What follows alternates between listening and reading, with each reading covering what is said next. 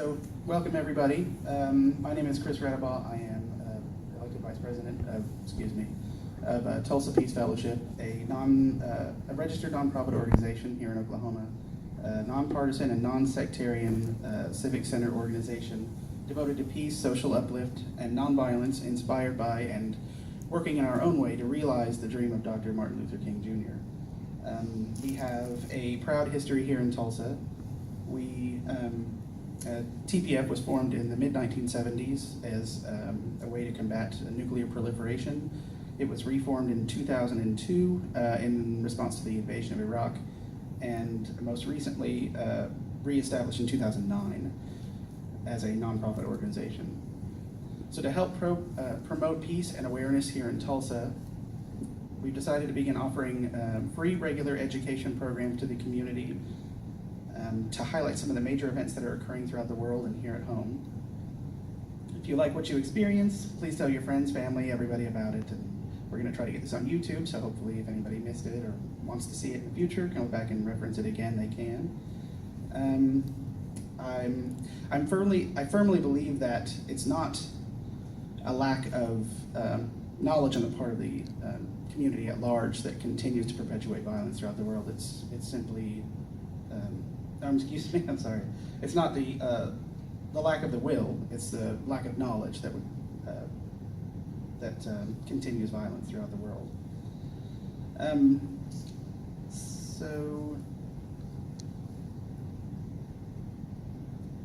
So I'm very happy that you were willing to give up your Saturday evening here to talk about what the catastrophe that's going on in Yemen. It's a catastrophe that the United States is not only doing nothing to mitigate, but is actually actively participating in.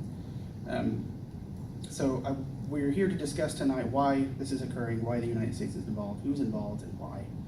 So it's our distinction tonight to have Dr. Jeremy Kuzmarov with us. He's he's a historian at the University of Tulsa.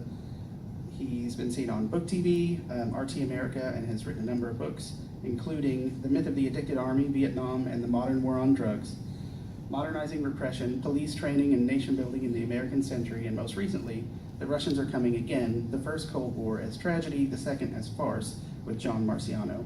Thank you.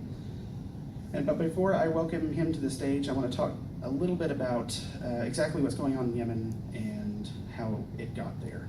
So I chose the title of tonight's event from an article by Helen Lackner, who's a research associate at the SOAS University of London. She studied Yemen for roughly 40 years. She's lived there for a number of years.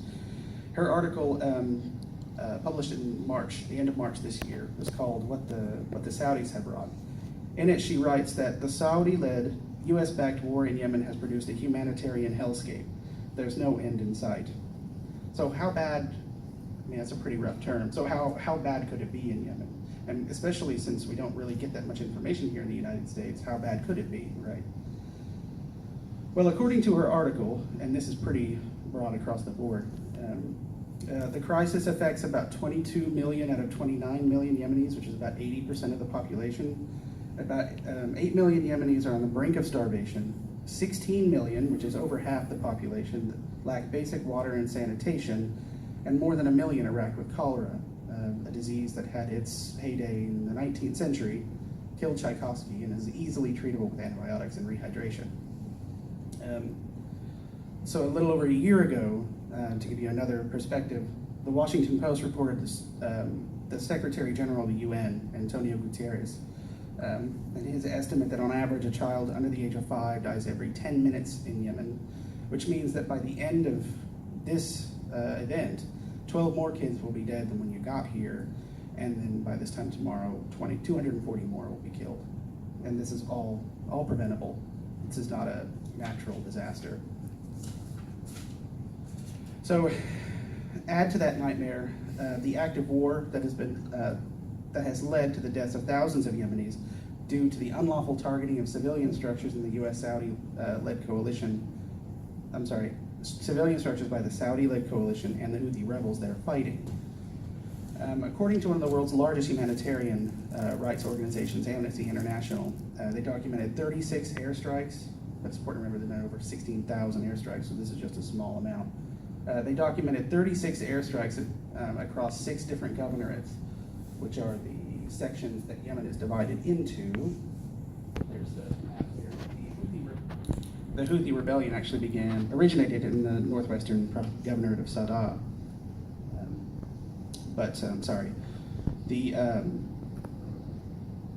According to Amnesty International, they documented 36 airstrikes by the Saudi-led coalition that appear to have violated international humanitarian law, the rules that apply during a conflict, sometimes called the laws of war, which has resulted in 513 civilian deaths, including 157 children, and 379 civilian injuries.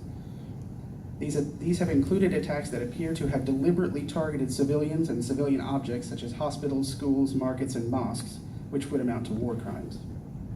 In fact, a Saudi airstrike hit a wedding in Yemen less than a month ago, killing 20 people. According to Ali Nasser Al-Azib, the deputy head of Al-Jamuri Hospital, which saw 45 patients brought in from the bombing, 30 children were among the wounded, some in critical condition with shrapnel wounds and severed limbs.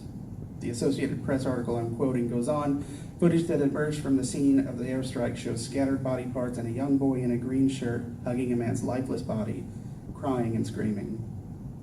Airstrikes by the Saudi coalition are often all the more nefarious due to the practice of double-tap airstrikes, where the target is again bombed while rescue teams are responding to the initial attack, which is a violation of Geneva Conventions. And it's crucial to note here that any airstrike that you hear about occurring in Yemen, and all the airstrikes that I'm talking about here, could only have been carried out by the Saudi-led coalition, because Yemen's air force was destroyed at the beginning of the war in 2015. So at this point, I want to go into the other aspect of what's going on there. I mean, the airstrikes are more gruesome in their details, but far larger in scope is the humanitarian crisis caused by the blockade by the Saudi coalition with U.S. help. So at this point, I want to show some pictures of what's happening to some children there. So if anybody doesn't want to see them, please